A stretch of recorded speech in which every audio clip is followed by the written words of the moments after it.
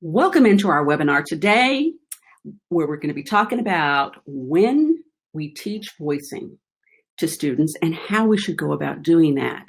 It's a pain point that we teachers will encounter around the time that our students are entering early intermediate or intermediate level repertoire, where their music becomes a little bit more textured, right, or multi-voiced, or when students begin to perhaps even start encountering double note playing in their right hand in their melodies. Okay, so we want to prep our students ahead of time for the ability to spotlight the more prominent melodic note in a double voiced texture, for instance. And this is a follow-up from another topic that we talked about last week about learning how to balance the hands, right? Actually making one hand louder than the other and vice versa as needed. So it takes us this week to more refined acts of balance, and that's a balance within the hand between two different voices. Okay. Now I like to teach voicing training earlier, and I don't know why it's always been called voicing. That's just been sort of the historical term for it. Students get a little confused by it. I find they go, voicing, I'm not singing, right? But I tell them basically voicing means that you're producing this voice, and we want to think of our multi-part playing as voices, soprano, alto, tenor, bass. You're producing that particular voice with more strength, more highlight, and my key word for them is that we're spotlighting. We're spotlighting that voice and making the other voice go into the background a little bit, okay? So that's my key term I use with my students. And I want them to recognize early on that in music, as we get into more difficult music, music becomes more layered, as I was saying before, soprano, alto, tenor, bass, okay? It has layers of sound, and we have to really dig in there as a pianist and make one layer, the melody, stand out among the others, right? So in late elementary playing, it's that balance between melody, right hand, left hand accompaniment, usually, right? And then as we're moving into the early intermediate levels, it's all about the balancing of the various parts in the music. And get into the habit of going ahead and explaining these parts. If you see a double note part in the right hand, go ahead and refer to it early on as the soprano and the alto. And if you have multiple parts in the left hand, usually two, bring out that tenor, tell them with your thumb.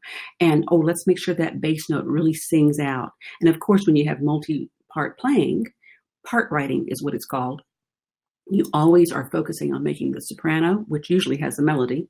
The soprano is more spotlighted, and so is the bass, because we want that framework of our melody to be very, very well outlined, I tell the students. Those are the two outlining voices. Okay. All right. So let's talk about some strategies for assisting students in acquiring the technique of voicing. And it is a technique that they're going to hone, right? I tell the students it doesn't happen the first time. We continue to work on it. And of course, as you encounter different scenarios in your music, different choreographies of voicing, you will have to continue to work on voicing. Whatever texture happens to come up in your music, you're going to work on that voicing. So let me start today with talking to you first about some gymnastics that I give students for learning how to spotlight certain fingers in one hand versus not spotlighting other fingers.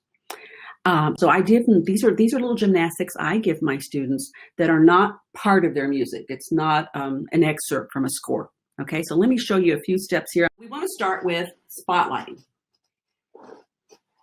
What I have students do is first take fingers 1 and 3 in the right hand, okay? And we're going to start with thirds, playing double notes, okay? Thirds going up the keyboard with more weight on number 3 than on number 1, okay?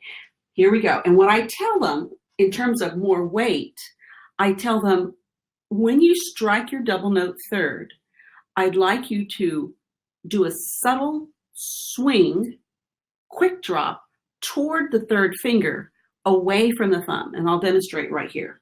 I'll do it one more time.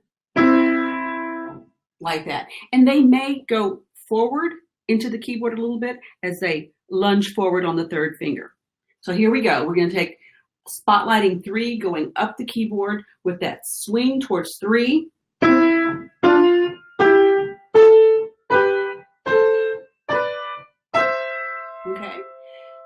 And then, of course, you can do it in any key. You don't have to do it in C major. Okay. Let me straighten this out one more time here. Then come down, I tell them. And this time, give the subtle swing to the thumb as you're coming down.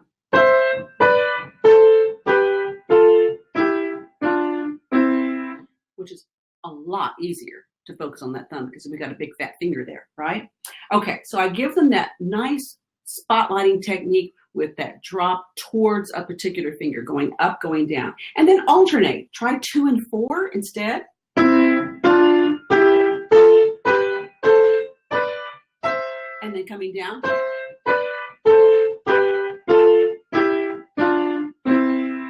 And then 3 and 5 and so forth, right? And then do a fun one like this where you say, oh, 3, and then thumb, alternating.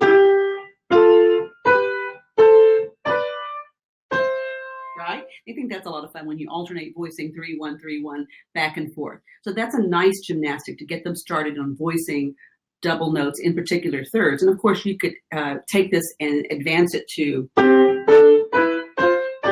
fifths, right? And then eventually chords as well.